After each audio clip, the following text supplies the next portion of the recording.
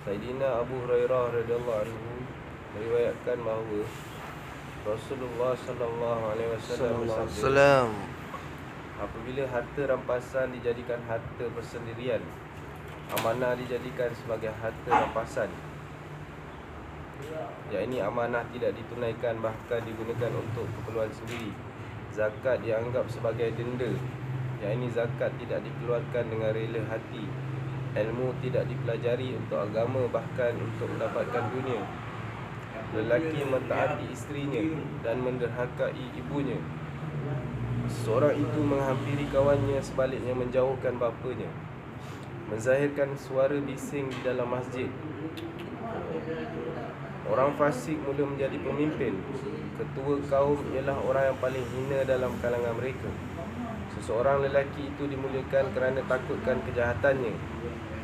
Penyanyi-penyanyi wanita dan alat-alat muzik menjadi kebiasaan. Arak diminum secara umum dan golongan terkemudian umat ini mencela golongan yang sebelumnya.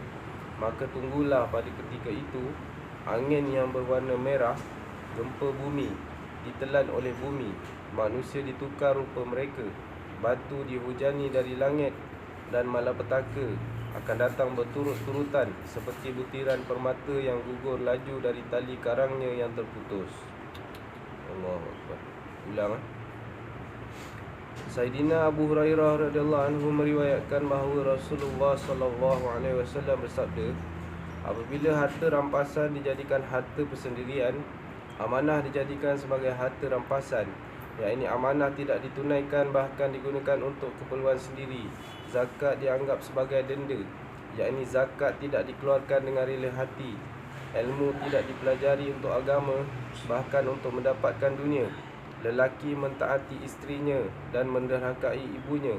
Seseorang itu menghampiri kawannya, sebaliknya menjauhkan daripada bapanya. Menzahirkan suara bising di dalam masjid. Orang fasik mula menjadi pemimpin. Ketua kaum ialah orang yang paling hina dalam kalangan mereka. Seorang lelaki itu dimuliakan kerana takutkan kejahatannya. Penyanyi-penyanyi wanita dan alat-alat muzik menjadi kebiasaan. Arak diminum secara umum. Golongan terkemudian umat ini mencela golongan yang sebelumnya. Maka tunggulah pada ketika itu angin yang berwarna merah, gempa bumi, ditelan oleh bumi, manusia ditukar rupa mereka, batu dihujani dari langit, dan malapetaka akan datang berturut-turutan seperti butiran permata yang gugur laju dari tali karangnya yang putus. Wow. Dulu lagi Nabi dah ingatkan. Itu satu.